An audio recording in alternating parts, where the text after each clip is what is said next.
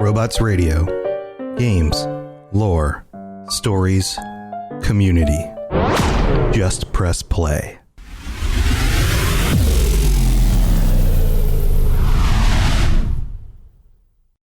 This show is brought to you by our patrons at patreon.com/ElderScrollsLorecast. Robots Radio presents The Elder Scrolls Lorecast. Welcome to the Elder Scrolls Lorecast, a place where the Elder Scrolls community can come together to discuss the boundaries of our knowledge about the universe of the Elder Scrolls.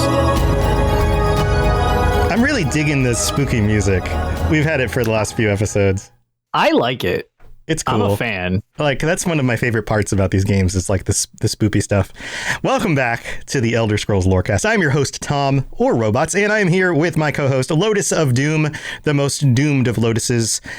It's true. It is true. How are you doing, Lotus? How are things? I'm less doomed, actually. I'm less doomed than normal, so. That's because you completed Arena recently. I did. Yes, I managed to finally complete Arena yesterday on a surprisingly short stream. So after months and hours of getting destroyed, I managed to beat Jaeger Tharn, and it was great. That is awesome. Saved Uriel Septim the Seventh, which when we had that episode talking about kind of like little weirdnesses about Arena, that is a typo. It is not Uriel Septim the Fourth. It absolutely is the Seventh, because he's mentioned more than the Fourth. It's in a static image. They so easily could have just edited it in like whatever photo program they were using back in the mid 90s and then reattached it to the game. Like, yep. That's not a huge problem. That's not like a weird little thing that's stuck in some dialogue 50 hours into the game, you know? Nope. Very confusing. No, very confusing. Well, we are talking about a different ruling figure in the lands of Tamriel today. This is part of our year 3 adventure. This is our official. Is this our official first episode of the year? Is that how this worked? I don't know. So. I think it might be. This is the first one. Yeah, because the last one was on New Year's Eve, so that doesn't count. Yeah, that doesn't count. So, it came out during this year, but it was recorded before the year. But welcome to year 3. Holy crap. Year 3 of the Elder Scrolls Lorecast. And this year we are kicking this off with some more character story lore segments, I guess you could say. And to start this off, we're going to be diving into the lore behind Jorunn, the Skald-King. And we'll be taking a look at some of the different leaders in Elder Scrolls Online and maybe even some of the other characters in Elder Scrolls Online, because we have so much information about these people and you come across them in the games, but oftentimes you don't take the time to read the book about them or whatever. And there's a lot there to know. So that's where we're diving in today. And I subtitled this Jorunn the Skald-King, badass Bard King. He is by my definition a badass Bard King after digging into the research about this. I also was a little bit confused at first because, Lotus, do you know what the word scald means? Have you ever heard the word scald before? So I've heard it, but honestly, prior to its relation to Elder Scrolls on whole, I had never really heard it in context of anything. Yeah, it was like scald, like some like scalding water. What does that mean? What is this? Right. I was like, yeah, all right. That's it. Yeah. I was like, I don't understand. Like, how does this word make any sense? It turns out Skald is from ancient Scandinavia, and it means a composer or reciter of poems honoring heroes and their deeds. Now that makes a whole lot more sense because, as we're about to learn, Jorunn was a bard. That was his trade, right? And maybe that's something to do with his voice and the way he says the sing-songy things when he talks. I don't know, maybe. But here, let's just dig into it. So, where did he come from? So, of course, he came from. He was birthed, right, as most human beings, or I guess Nords are in this case. Yeah, I would assume most Nords would come into creation like that. Yeah. Yes, that's usually how people are brought into the world. He was born to Queen Mabjarn. Mabjarn? Maybe? I always said Mabjarn, yeah. Yeah, it's with a J. I feel like they do say it in game, but I don't specifically remember. I think Mab Yarn is fine. Yeah, Mab Yarn. She's Queen Mab Yarn flame hair. So I'm assuming that we know what color her hair is. Probably red. And most of this information I'm about to get into actually comes from the book Jorunn the Skald-King. And before we get into the details of this, because I kind of jumped the gun with the queen part there, we have to keep in mind that the books in the games are written from the perspectives of specific authors. And the perspective of an author is going to color the information in that book, just like in the real world. We've talked about this before, unreliable narrators and all that. Well, this book is written about a king of the Nords from the perspective of another Nord who was probably commissioned to write the book. And you see where this is going. So this isn't necessarily going to be the hard and fast truth of everything. It's going to be a perception of a thing by somebody with a very specific perspective. So let's get into it. So Queen Mab Yarn, let's get into her a little bit. Queen Mab Yarn was the queen of Eastern Skyrim who ruled Windhelm. She was one of the wearers of the crown of Freydis. The crown of Freydis is one of two crowns that up until this time had been worn by rulers in Skyrim. This was the second. The first one, there's a whole history around it. It was set aside. They were using the second crown. And this also goes to show that she was the actual ruler. So go Nords for being pro-feminist here. Congratulations. Yep. You know, ladies leading and ruling. She had 3 children. The first child was Princess Nirnhild, her eldest and presumed heir, because in the Nordic tradition, women could be rulers, just like she was. And then Jorunn, the Skald Prince, and Fildgor. Why would you name your son Fildgor? Fildgor, the Strong Prince. There's many questions with the naming conventions. Yes, I love these.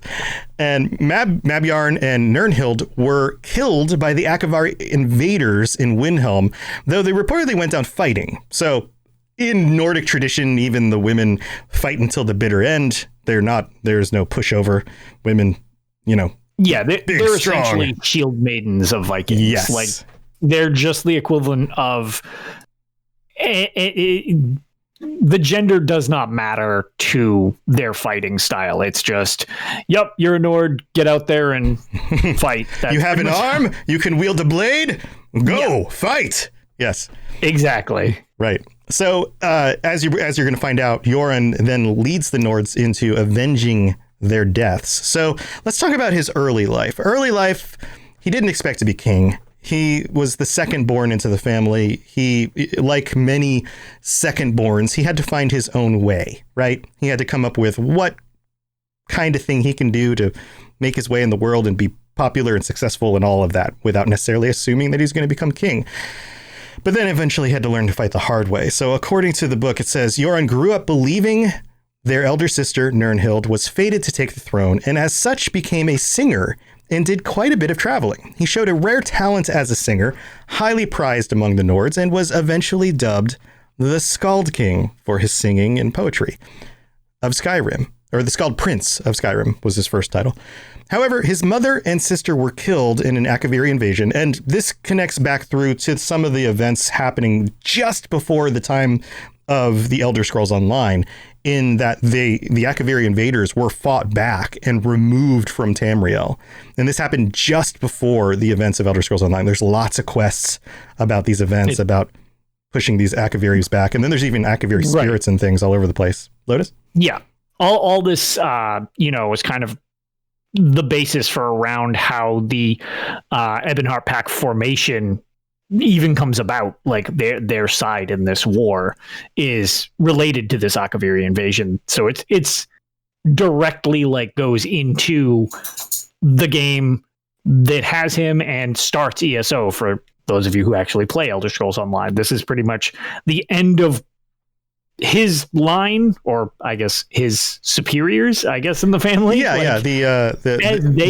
Yes. Yeah, as they're eliminated in battle, Elder Scrolls Online starts and he comes into power pretty much. Mm-hmm. Yeah. And Akaviri, these were foreign invaders. They were not from Tamriel. They were from the continent over to the east. So they were pushed back out of Tamriel. He led the Norse to victory against the invaders and took a new life as High King of Eastern Skyrim. So Jorunn was in Riften when the Akaviri of Dur Kamal assaulted the northeast coast of Skyrim in the second era of 572. Jorunn and his closest comrades, the Pack of Bards. Can you imagine being part of a group called the Pack of Bards? We are the Pack of Bards. We sing and walk all day. You know, they're probably like Sir Robin's minstrel from Monty Python. Yeah. Very threatening. Very, very threatening. Well, in this case, they actually were, because they fought their way up to the coast of Windhelm, arriving just in time to see its gates breached by the Akaviri. Jorunn hurled himself into the fray, but was unable to prevent the fall of the city and the slaying of his mother and sister, who both went down fighting. Can you imagine? One of the things I love doing when I take a look at the lore is putting myself in the position of the people in the games and the people the stories are about. Can you imagine, like, the impetus to do this? And we're going to talk about this a little bit more in a little bit, but Jorunn was not necessarily a trained warrior the same way some of these other people were. I mean, I'm sure they're all given swords and they're all taught how to wield an axe and how to use them and things. But at the same time, he spent most of his time as a bard. He was somebody who wanted a kinder, simpler life. And he comes to find out that the Akaviri are invading and assaulting Windhelm, where his mother and his older sister are. And he gets to the gates and tries to bust into the city in order to save them and protect them, and then fails. That's gotta hold some weight. That's the kind of thing that affects your personality, changes the path of your life, not just the events that happen to, his mother and his sister dying, but the fact that, like, he was there, he was this close, and had they had more forces available, may have been able to save her in that situation. Yeah, exactly. It's a tough situation. So, so some things change here with Jorunn's perspective on this and what he decides to do. So he was wounded from this conflict and clearly devastated from the death of his loved ones, and was barely able to escape alive. They were overwhelmed by the Akaviri invaders. One legend says he decided to appeal to the Greybeards of High Hrothgar for aid. Now remember, these are legends, but this may or may not have happened. They taught him a shout to summon a hero from Sovngarde. How cool is this? This ties into our experience from playing the Elder Scrolls V Skyrim, right? That's a pretty good shout. Yeah, that's a powerful shout. Yeah. I don't know do you remember if we summon anything from Sovngarde specifically? I know we can summon like ghost creatures and stuff. Well, actually, you can eventually, I came from the expansion Dawnguard, I believe, but you could summon, was it Dunavir? After this, after you're in the Soul Karen. Yeah. Okay. Yeah. That's coming back to me. Summon, you can summon. I think his name was Dunavir, but you can summon that dragon, and there is. I don't believe it's a shout. I think it might be the racial, like one of the racial skills for Nords. Mm-hmm. But I think you can summon an ancestor like ghost as well, or maybe that's Dunmer. I don't know if that's Nords. That actually might be Dunmer. I might be mistaken. But either way, I don't think that was a shout. But I assume just from other games. Okay, that is Dunmer. All right, that's okay. Fragile says that's Dunmer. I didn't think that was Nord. Okay. Yeah. So in that case, I would assume that it's just like, instead of that being a racial bonus, you can just, I don't know, scream and somebody pops up to hang out with you. But having the dragon version would be pretty impressive. I would be a big fan of that. Yeah, but summoning a hero from Sovngarde is still not bad. Still good. Still good. Undead hero warrior coming to fight by your side is pretty cool. Yeah, it's not like he's gonna ever run away in fear. He's already been in Sovngarde. Worst case scenario, he goes back. Right. Oh, I gotta go back home. See you later. So I've been playing the Naked Wizard playthrough on Skyrim VR, and I hope you guys have been enjoying the playthroughs. I've been releasing them on the podcast feed. but I'm going to have to look for this to see what I can find when it comes to shouts and things that you can get. Because I didn't discover all of them. That wasn't ever something I accomplished in Skyrim. Maybe that should be my next goal after I beat the game. All right, so let's get to it. So he was able to use the shout to summon Wolfhearth, the Ash King, to fight by his side, now claiming the title Skald-King, because of course he was the next in line to take the crown. Another account credits Amalexia with summoning the Ash King. So it seems like, being that there are two different accounts of the Ash King being summoned, that maybe we can at least believe that that part is true, and that the different accounts came up from different people with different perspectives as to how that happened. So sometimes that's how this stuff comes about in the stories. Regardless, Wolfhearth and Jorunn rallied the Nords of Eastern Skyrim, mustering an army from the Rift and the outer regions of Eastmarch, which heavily fortified Riften. Dur Kamal was convinced to bypass the city and march on Mournhold, assuming that the Nords would be glad to see him go. So this is where the mistake was made. That choice was fatal. Jorunn and Wolfhearth led their army in pursuit of the Akaviri force, and a Nordic army entered Morrowind for the first time since the Battle of Red Mountain. So this was a historic moment. The Nords had not returned to Morrowind since the Battle of Red Mountain, which was the most historic event in that part of the world since forever, basically. Mm-hmm. The Akaviri army was caught in Stonefalls between the Nords and a Dunmer legion led by Amalexia. Aided by the surprise intervention of a phalanx of Argonian shellbacks led by a trio of battle mages, the coalition broke the Akaviri line and drove them into the sea, where they drowned by the thousands. Death by water. That sucks. Can you imagine having all the armor and stuff on you? That's going to be a rough way to go. It's like, oh, if I only wasn't so well prepared, you just sink down I'm too prepared. I didn't expect to fight Tidewater.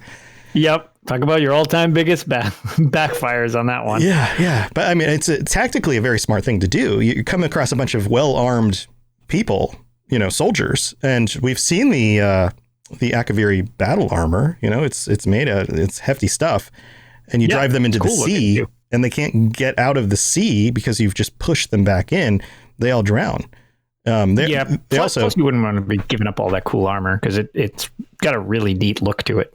Right. If I'm going to die, I'm going to die in my cool armor. I'm taking it with me. I'm taking it with me. My bloated, swollen body and all. So the Ash King, his purpose fulfilled, returned to Sovngarde.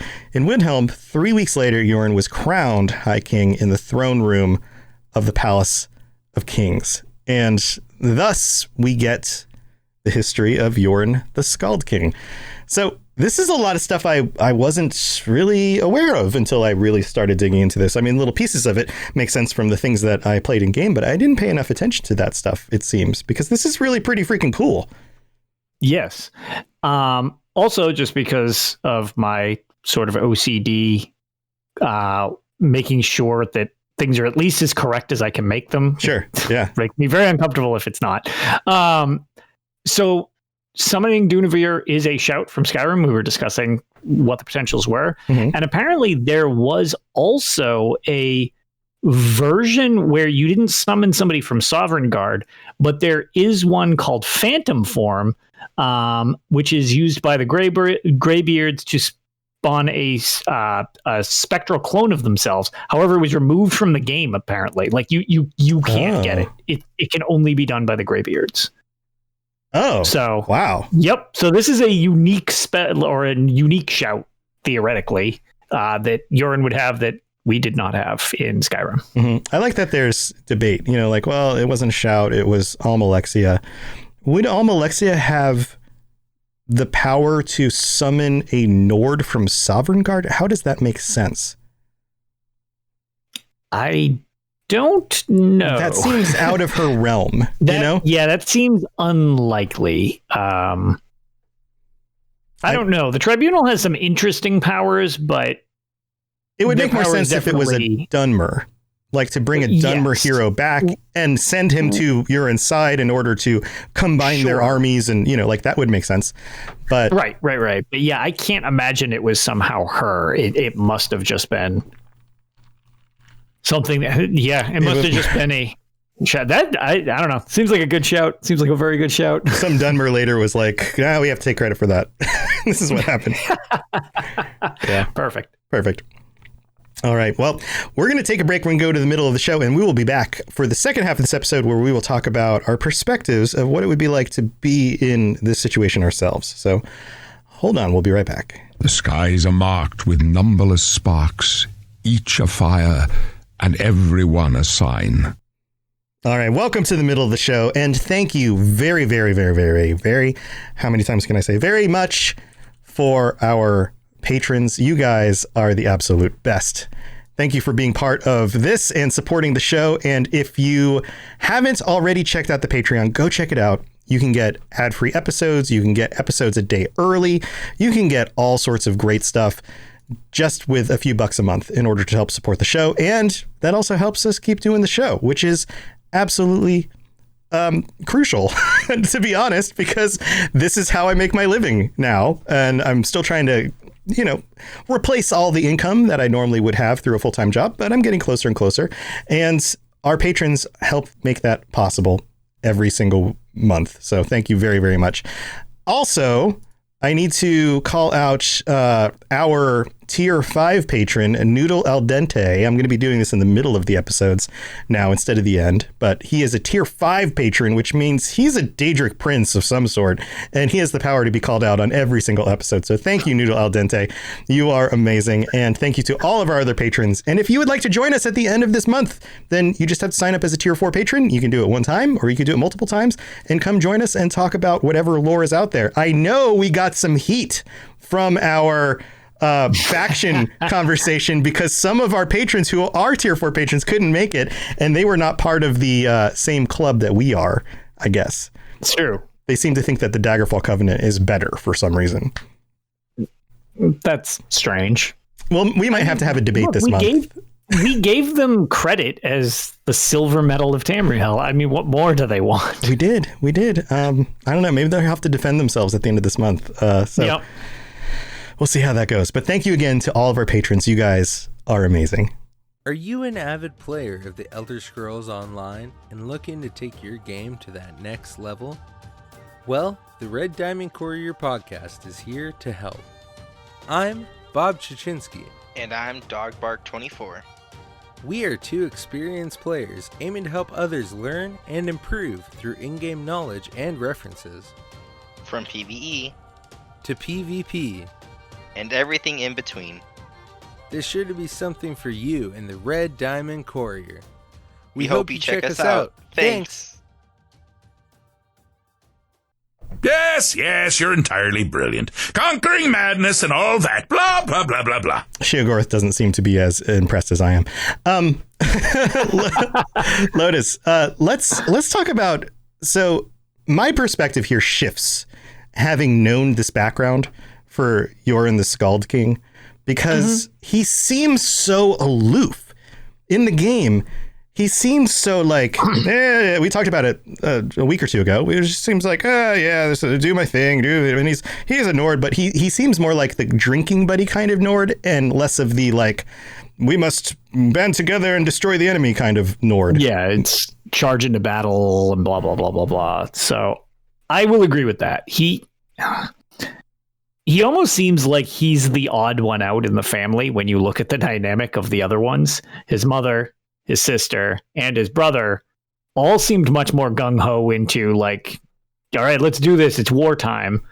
And he was like, I want to sing songs at school. It brings me back to Monty Python again with the gay prince who's just, I just want to sing. And his father's like, no, none of that. Yeah. Yep. So he just seems like the mellow one in the family comparatively. And leadership was kind of just thrown in his lap more than like he's an ambitious person who is aiming to like, okay, I want to lead. I want to do this. It's like, no, it's just your family was eliminated in ta-da. Here you go. Deal with this. And on the flip side, he is obviously a capable fighter. I mean, at the Battle of Windhelm, he's not like afraid to go into combat, but it's not obviously what his goals are, as well as throughout Elder Scrolls Online, the other two leaders want their position. Mm-hmm. He wants the pact to basically solidify like their freedoms from everybody else and kind of stop the issues there. But it's much less about like, I want to lead you guys or do any of that. It's more of, yeah, I'm going to do this until we're done. And that's fine. And right. It goes further without, we're not going to dip into spoilers because it's the most recent expansion. But in Markarth, you can interact with Jorunn even more. You could in Greymoor, but it's even more so in points in Markarth. And it's very apparent that he is much more concerned about helping the faction than furthering his claim to anything whatsoever. Mm-hmm. Which is a very different leadership quality than you tend to see, at least otherwise. So he's definitely got a very unique stance, which I think stems from his background. Like you said, it's like he wasn't bred to be a fighter or any of this. It was kind of just, this is what I need to do, and now I'm stuck with this leadership role because there's no one else that can do it. Yeah, it's kind of like the saying that the people who we least want to lead are the ones who want it the most. Mm-hmm. Because he's not by any means a bad leader. He's not a lazy leader. He steps up and does what he needs to do when he needs to, and he starts his leadership in exactly that same way. Well, my mother and my sister were killed. I was almost killed, but I'm going to heal back up. I'm going to form an army and we're going to go kick these guys' asses into the sea.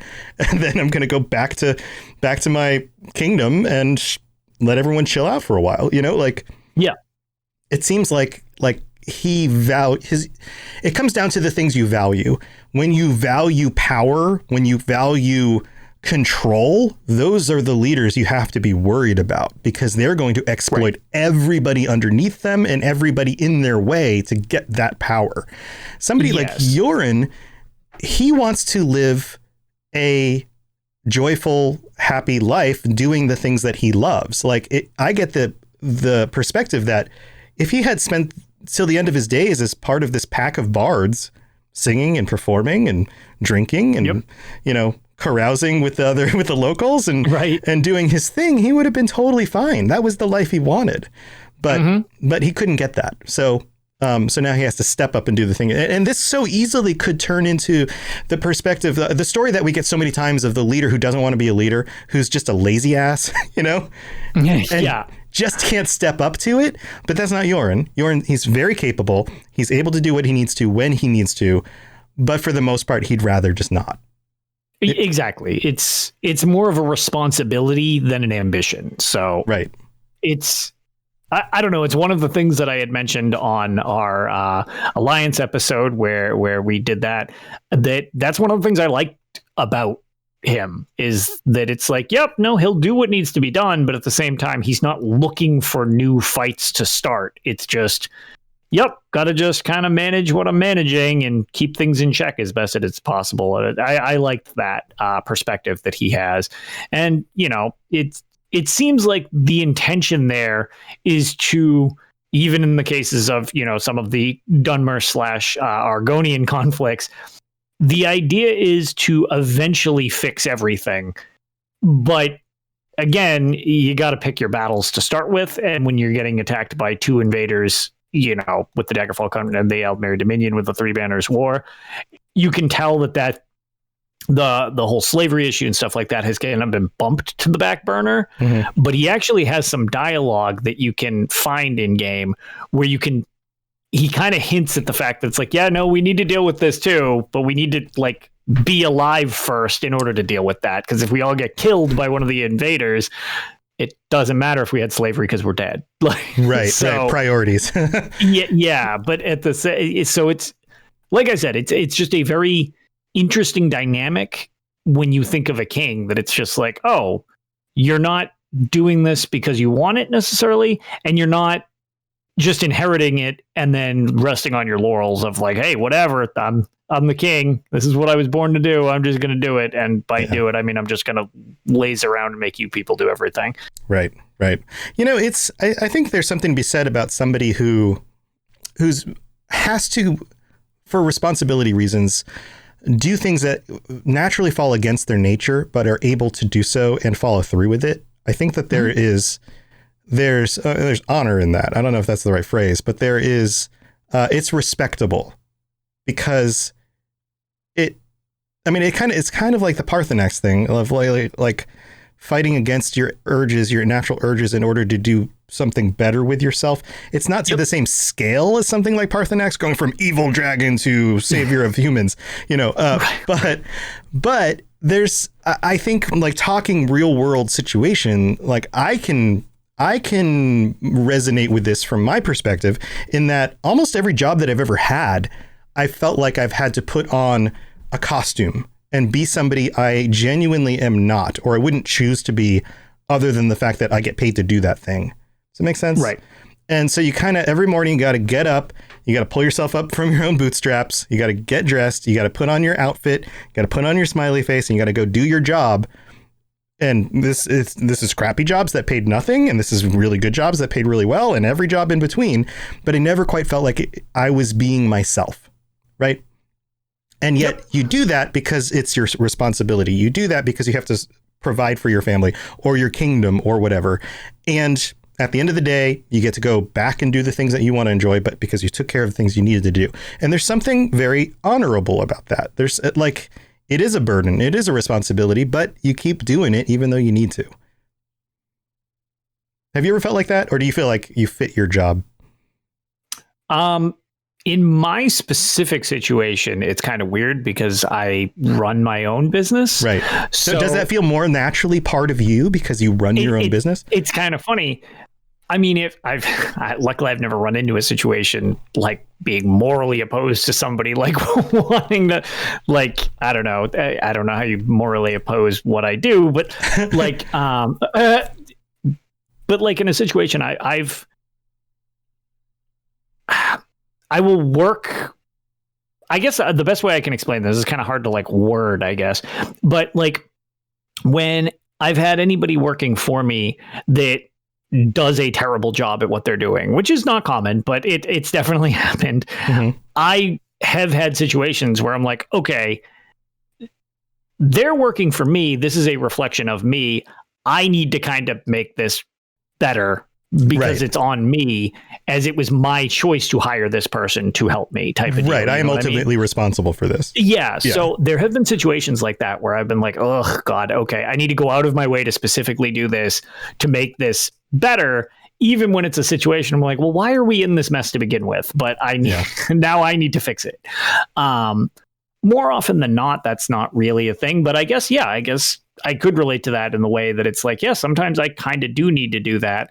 But I also try to run it so that, I get done and paid what I need to live and minimize the amount of problems and make, my clientele happy and everything like that. But yeah, I guess actually when you've got management of others under your belt, it is sometimes required that it's like, okay, I need to either apologize for something that I didn't even do, or I need to fix something that I didn't screw up to begin with. It's a lot easier when you make a mistake and it's like, ugh, I need to fix this because I screwed this up.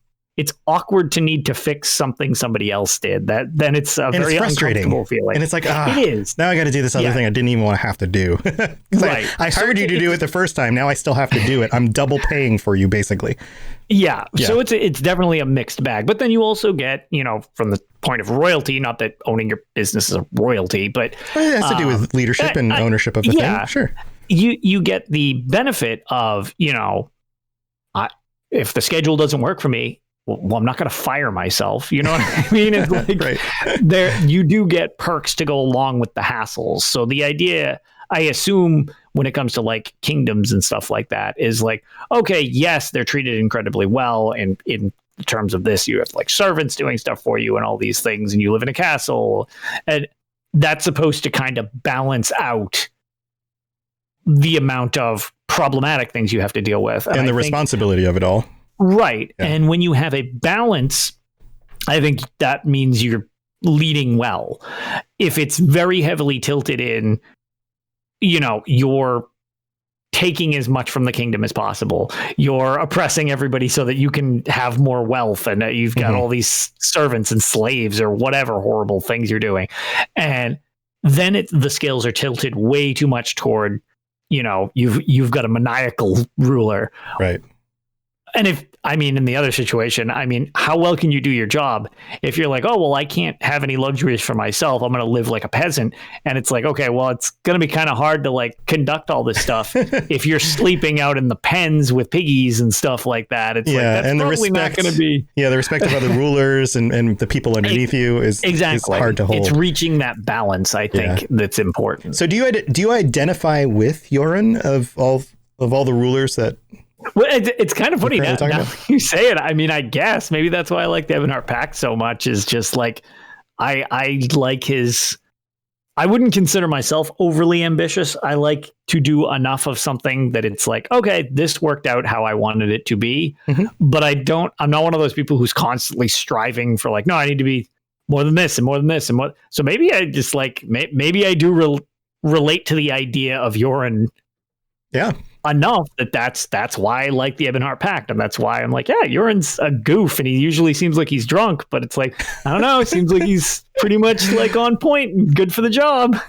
Yeah. That makes sense. Yeah, I think I still think he's a good ruler. I think he is. He's a good guy. Like, and when it comes to rulers, they come in certain kinds of flavors, and I think that might be about as good as it gets most of the time. So, what else are you going to ask for that?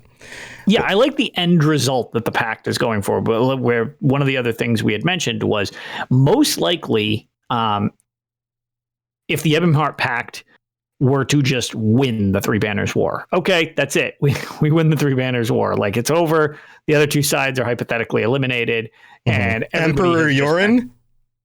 There is no way I think he would he'd just be like, yeah, okay, I'm emperor in name, leave me alone. Like, everybody just stay peaceful and stop killing and enslaving each other, and we'll all be fine. Like, because you can tell that would not be his end goal. And the Ebonheart Pact, it wouldn't be the idea of like, well, now the Ebonheart Pact rules. It's like, well, it seems actually more likely that now that it is completed and things are, okay, there's no more Three Banners War. It actually seems like it would be like, okay, well, no need for the Ebonheart Pact anymore. They've served their purpose. They will just disband and people can go back to their lives and not have this huge conflict going on.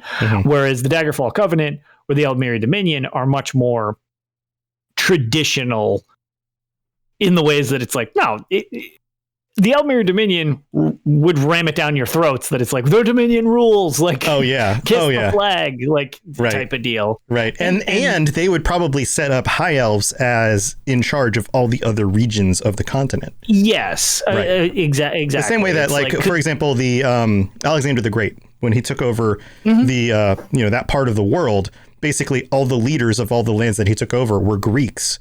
And then when he died, all the land got divided among the Greeks who ruled over these other people. Right. And one of the few exceptions, because people do like, and what she stands for is good. But like, okay, you've got Queen Irene from another perspective, which we'll do an episode on her later.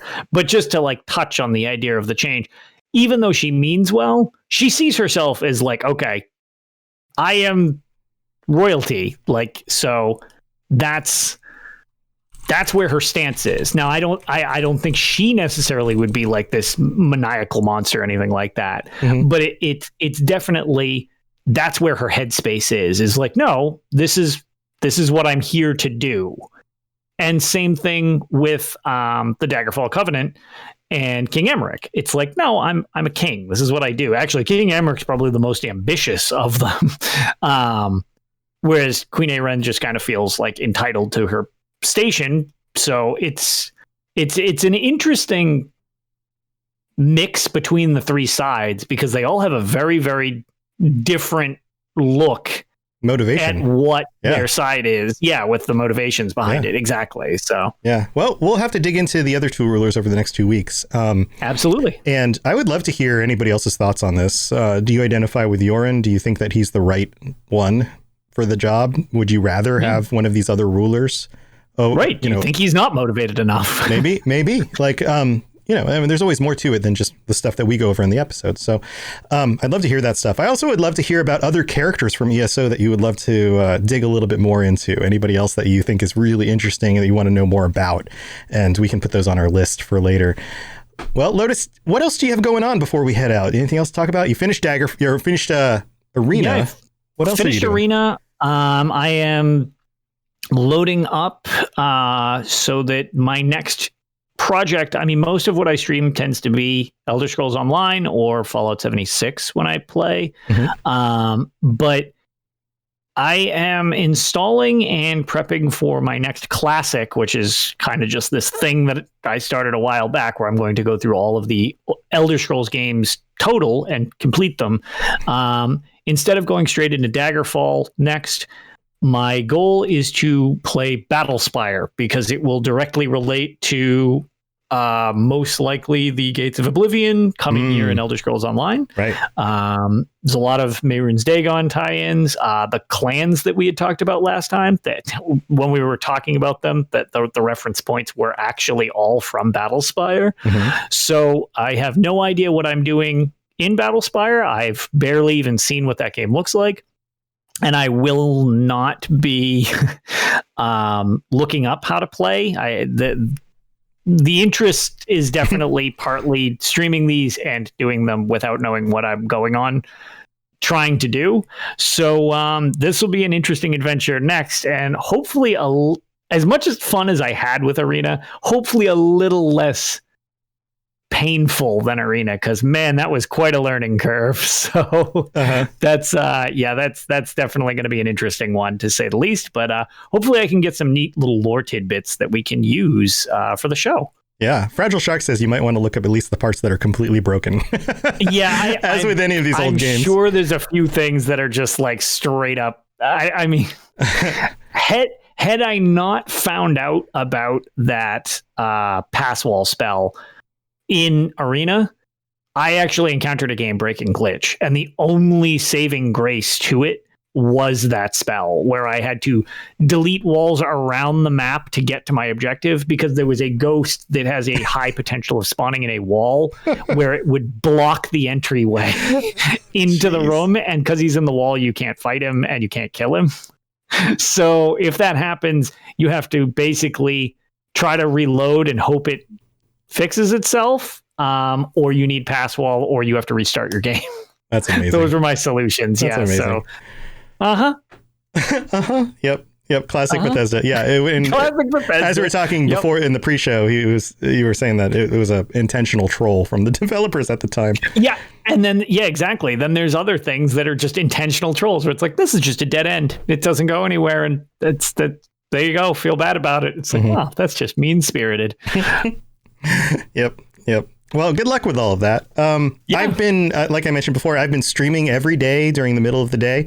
If you would like to come hang out with me like a coworker while I work on editing stuff and then play games after that, then please feel free to do that. I hope you guys are enjoying the Adventures of Sir Robots. I'm the Naked Wizard. So I've been doing that in VR. That's been a lot of fun. Man, Skyrim VR is so cool. Just seeing everything around you like that. It's just nuts. I may or may not have ordered a new HP Reverb G2 headset, which has like the highest definition VR screen you could possibly get. And it might be here at the end of the month or not, which would be really cool. So I'm super into that. But yeah, I'd love for you guys to come hang out with me at twitch.tv/robotsradio for either for these shows, these episodes, or during the day. While hanging out. A number of you guys are in chat right now who come hang out with me during the day, and I really do appreciate it, having people talk to you. We jam out to like music, work on stuff. I tell you what I'm doing. It's all such a good time. So, well, thanks for coming by, everybody. Lotus, thanks for being here. Absolutely. Thanks for having me. Yeah. Well, should we do, which should we do? Should we do for next week? Should we do, what's his face, Emmerich? Let's save the contentious one for the end. We'll do Emmerich next. Yeah, we'll do Emmerich next. Okay. Emmerich next, and then the most divisive side, at least in any communities that I'm part of. People either love him or they hate him. That's true. That's true. All right, we'll do that next time. And until next time, sing some songs, drink some beer, and if you've got to, kick your enemy off into the sea, then do that too. We'll talk to you guys later. Have a good one. Thanks for listening to the Elder Scrolls Lorecast. If you have something you'd like to contribute to the show, please reach out to us at elderscrollslorecast@gmail.com or on Twitter @ESO Lorecast. I really appreciate you listening, and I'd love to hear from you soon. You've been listening to a Robots Radio podcast. Smart shows for interesting people. Check out all the shows at robotsradio.net. Have you ever wondered how deep the Elder Scrolls lore rabbit hole goes? Have you got a grasp of the basics and want to find out more about the universe? Written in Uncertainty is here to help you. We'll be mixing in philosophy, theology, and whatever other theory is useful with Elder Scrolls texts to untangle some of the biggest questions in the series, like what are dragon breaks, how does Chim work, where did the Dwemer go, and more. Check us out at writteninuncertainty.com or find Written in Uncertainty on any podcatcher. Thanks for listening, and catch you later in the Grey Maybe of Tamriel. In a world where solid-state electronics and vacuum tubes are still meta, people never stopped loving atomic-powered everything. A chosen 500 stepped inside a subterranean vault to be spared the nuclear horror of the inevitable Great War. 25 years later, they emerge after the fallout settles to retake Appalachia. Among them, two former rivals whose blood feud will tear West Virginia apart in their epic struggle for survival. Chad, a vault bro who has a strength of 15, an intelligence of 2, and is a complete wasteland dickhead. Simon, a complicated anti-hero who chooses light and hope, but accidentally becomes a cannibal and wakes up naked and afraid with a Scorch Beast queen after a date goes terribly wrong. What? I mean, it's a wild wasteland, right? This dark humor radio drama will have you driving off the road and crawling out from under the fallout. 2 men, 1 wasteland, and so many nukes. Chad, a Fallout 76 podcast, rated R, now streaming on your holotape player podcasty thing.